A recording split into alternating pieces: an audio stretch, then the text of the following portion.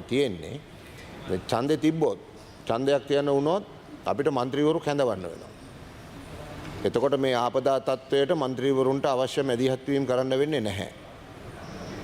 ඒ නිසා විරෝධය සටහන් කරලා මම හිතන්නේ සම්පූර්ණයෙන්ම මේ අමාත්‍යාංශයේ වැය ශීර්ෂයටම විරෝධය පළ කරනවා වගේ එකක් තමයි දැනුවත් වෙලා තියෙන්නේ. මම බලාපොරොත්තු වෙනවා අවසානයටත් කතා කරන්න. ඒ නිසා මගේ වෙලාව මං බෙදලා තියෙන්නේ. වෙලාව බෙදලා තියෙන්නේ ආරම්භයටයි අවසානයටයි. ඒ නිසා වෙලාව තියෙනවා ඇති තරම්. ප්‍රශ්නයක් නැහැ. ඉතින් මම මේ විපක්ෂ නායකතුමා හිටියා. විපක්ෂයේ ප්‍රධාන සංවිධායකතුමා ඉන්න නිසා පොඩි ඉල්ලීමක් කරන්න හදන්නේ මුලින්ම දැන් රටේ ආපදා තත්ත්වය පිළිබඳව කීප දෙනෙක්ගෙන් කියවෙච්ච නිසා ඒ තත්ත්වය ගැන මම කියන්න යන්නේ ආපහු. අද දැන් අවසානයේදී ඡන්දයක් තියෙන බව තමයි කියවිලා තියෙන්නේ.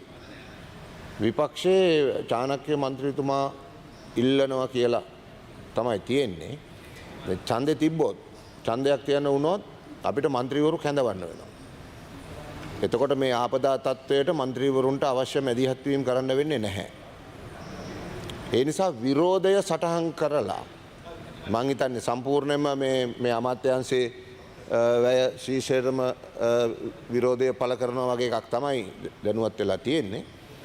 ඒ නිසා විපක්ෂ නායකතුමා හෝ විපක්ෂයේ සංවිධායකතුමාට පුළුවන් නම් ඒ සම්බන්ධයෙන් මැදිහත් වෙලා එතුමාට දැනුවත් කිරීමක් කරන්න මේ මම දන්න තරමට චාණක්‍ය මන්ත්‍රීතුමා රාසමාණික්කම් මන්ත්‍රීතුමා එහෙම කරගන්න පුළුවන් නම් ඒක මේ වෙලාවේ අර අපි කතා කරනවා වගේම තත්ත්වය පිළිබඳ ක්‍රියාවට නැගීමකුත් වෙනවා. එතුමට උනත් මං හිතන්නේ නැගෙනහිර පළාතේ විශාල වශයෙන් මේ ආපදාව තියෙනවා. අද ඉස්කෝලත් වහලා දැන් බරපතල ප්‍රශ්න ගොඩක් තියෙනවා. පුත්තලමේ නුවර බදුල්ල මේ ප්‍රදේශවල විශාල තත්ත්වයක් තියෙන නිසා ජනතාවත් බලාපොරොත්තු වෙනවා මේ වෙලාවට මහජන නියෝජිතයෝ Dr. Sathalingam, yes. සම්බන්ධ වෙයි කියලා. Dr. Yeah, possible. Honorable Speaker, we are not requesting any division today.